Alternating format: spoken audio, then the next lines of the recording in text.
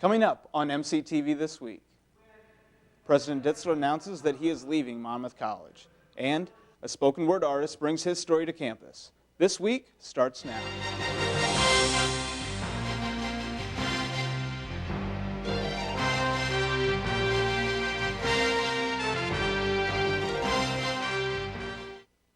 Hello and welcome to a special Monday edition of MCTV This Week. For Janessa Calderon, I'm Cameron Lyon.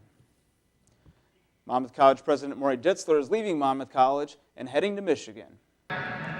Ditzler said in an email to faculty and staff on Wednesday that this is the right time for him to leave the college. His presidency will end on June 30th. Albion College in Michigan announced on Friday that Ditzler will become their 16th president July 1st. MCTV will have more on Ditzler's departure after the Thanksgiving break. Last Thursday, spoken word artist John Good came to the Underground.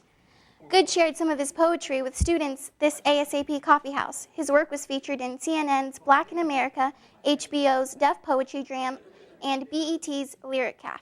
Some funny, some real, and very personal. Good says his work originates from everyday personal experiences. How did you get here? Did you drive here? Did you drive here? And he looked at me and he said with a straight face, "Of course I drove here. I'm clearly too drunk to be out here walking." So, I'm inspired by everyday life. Like, within everyday life, there's an inspiration, there's a poem waiting there. Every day, there's something outside that door that inspires me to write. Now, some days I write it, some days I don't, but it doesn't mean that the inspiration is not there every day. After Good's performance, several students displayed their own talents at the open mic night. On Saturday, MC students got to strap on their skates and head to the rink. ASAP hosted a free roller skating event at the Freedom Rock and Roller Rink here in Monmouth. Experienced skaters and new skaters alike came out, glow sticks in hand, rolling around the rink. I definitely enjoyed this event. I think that we had a great turnout, and there's lots of smiles on everybody's faces, and it was good to see everybody come out and take the shuttle and just have a good time, whether they were experienced or not experienced in roller skating. This is ASAP's second year hosting this event. Taking a look at some events on campus this week. The MC Improv Group will be performing at 9 p.m. tonight in Scotland Yard. Thanksgiving break starts at the end of the day on Tuesday. Classes will resume next Monday. After break on Saturday, December 7th, the annual Christmas in Monmouth concert will be at 7:30 in the Doll Chapel. Coming up after the break, Monmouth's women's basketball team kicks off the season versus Aurora University. We will have the highlights next. The Huff Athletic Center, where champions train.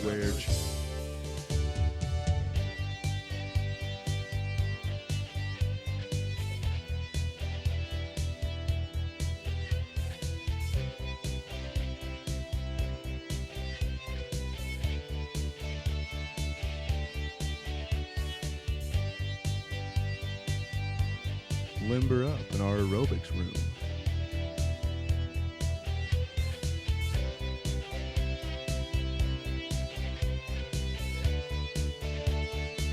Or you can work up a sweat on the cardio machine.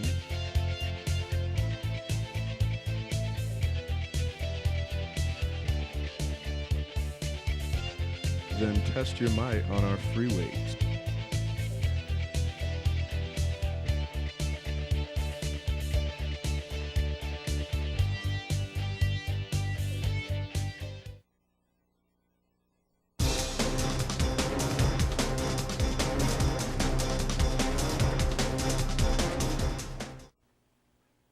The Fighting Scots women's basketball team faced Aurora University to kick off their season. Aurora University caught the early lead in the game, but the Fighting Scots made a huge comeback in the first half, 25-21. The Scots were able to keep the lead for the second half of the game, coming out with the victory, final score 71-58.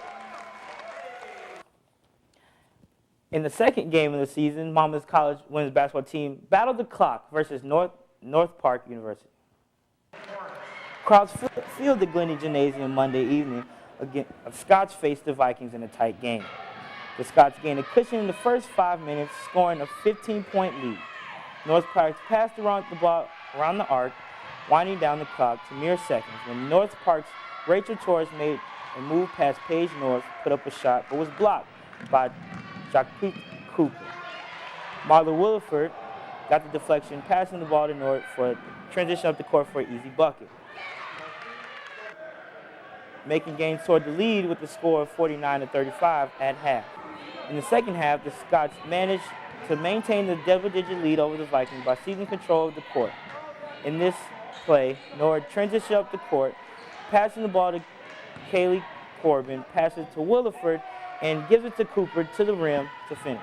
Scots won the game, final score 80-68. I thought tonight's game was a little bit of a roller coaster ride where we'd do a nice job, spurt up to about 20-point lead, and then we'd have a few too many turnovers and it would dwindle back down. Then we'd build a cushion up again, and then we'd have too many turnovers and they would fight and scrap hard back into the game. So it was a little bit of a constant yo-yo. I give them a lot of credit for not folding, not giving up. And I think that our ladies did a nice job of finishing the game. The Fighting Scots' next game is tomorrow versus Illinois College at 7 p.m. Also, the men took the court in their very first game of the season against Central College. The Scots started off the game well against Central as they passed the ball inside the paint, while they continued to out-rebound the Dutch. Andrew Matheson fought for hard rebounds like this one and added 9 points along with 10 total rebounds. The Dutch broke a tie 10-10 with a three-pointer and pulled away from the first half with the lead 43-31. Sophomore Ben Friday, star for the Fighting Scots, made the game interesting, but ended up falling to the Dutch 74-63. The Scots start the season 0-1 record. Assistant coach Schweer was unhappy with an effort in the second half, but ultimately hopes that the Scots can improve their defense as the season moves along.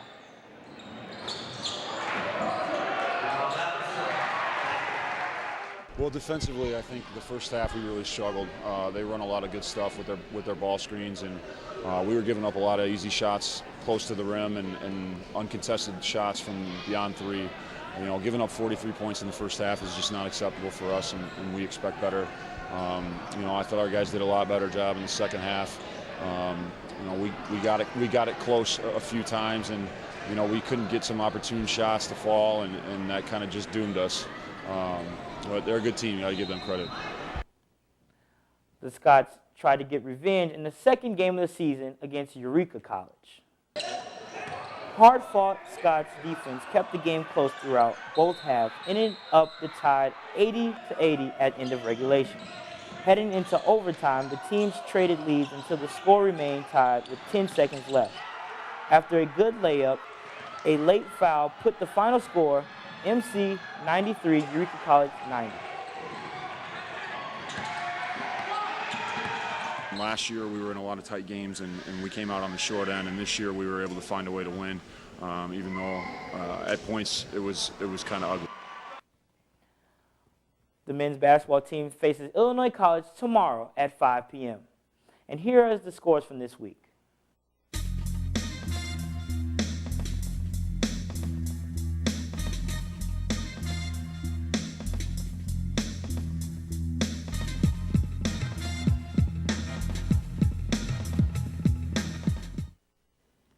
This is MCTV This Week, and I am LaShawn Cargo. And I'm Janessa Calderon. Make sure you tune in next Wednesday for another new edition of MCTV This Week. And don't forget, you can find us on the web 24 hours a day, 7 days a week at monmouthcollege.edu/MCTV.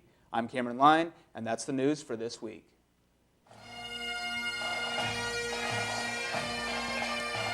Let's go,